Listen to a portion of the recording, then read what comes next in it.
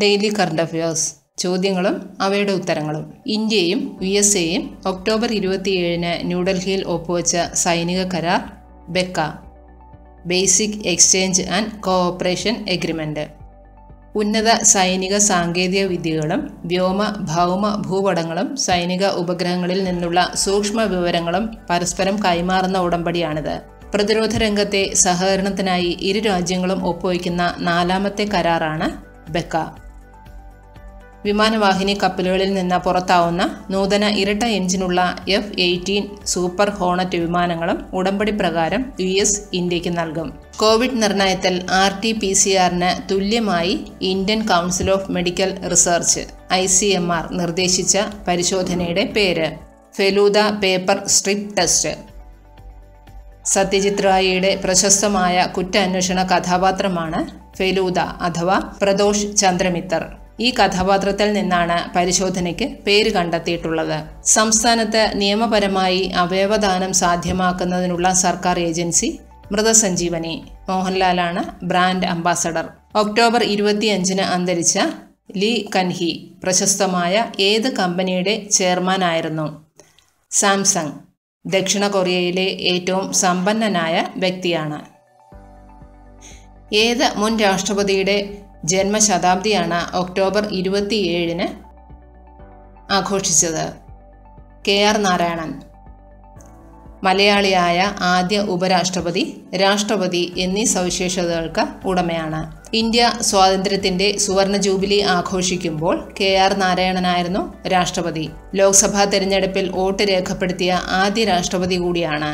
2005 November 9-ന് അന്തരിച്ചു. രാജ്യത്ത് ഏറ്റവും മികച്ച ഭരണനിർവഹണമുള്ള സംസ്ഥാനമായി തിരഞ്ഞെടുക്കപ്പെട്ടത് കേരളം. ബംഗളൂരു ആസ്ഥാനമായ പബ്ലിക് അഫയേഴ്സ് സെന്റർ പുറത്തിറക്കിയ 2020-ലെ പൊതുകാര്യ സൂചിക പ്രകാരമാണിത്.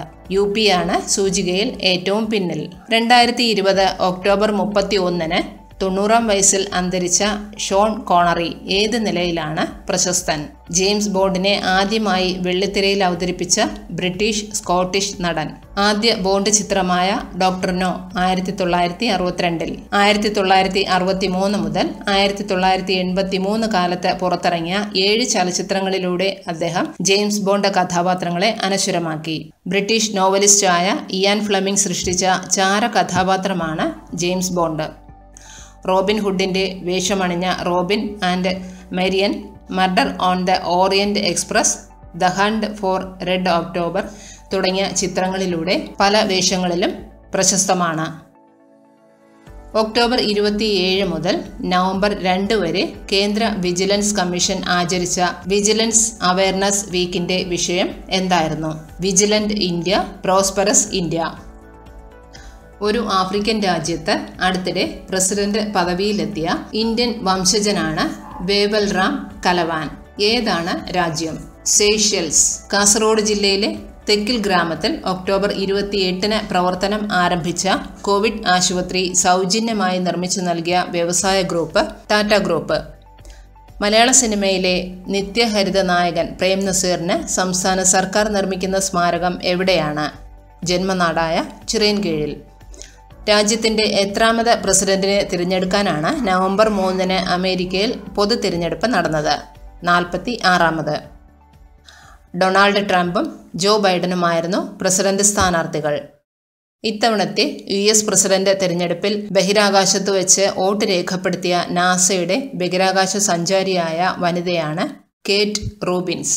വോട്ടെടുപ്പ്, ഫലപ്രഖ്യാപനം എന്നിവയ്ക്കുള്ള തീയതികൾ ഭരണഘടനയിൽ രേഖപ്പെടുത്തിയിട്ടുള്ള രാജ്യമാണ് അമേരിക്ക.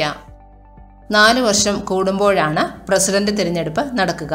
തിരഞ്ഞെടുപ്പ് വർഷത്തിൽ നവംബറിലെ ആദ്യ തിങ്കളാഴ്ച കഴിഞ്ഞു വരുന്ന ചൊവ്വാഴ്ചയാണ് വോട്ടെടുപ്പ്.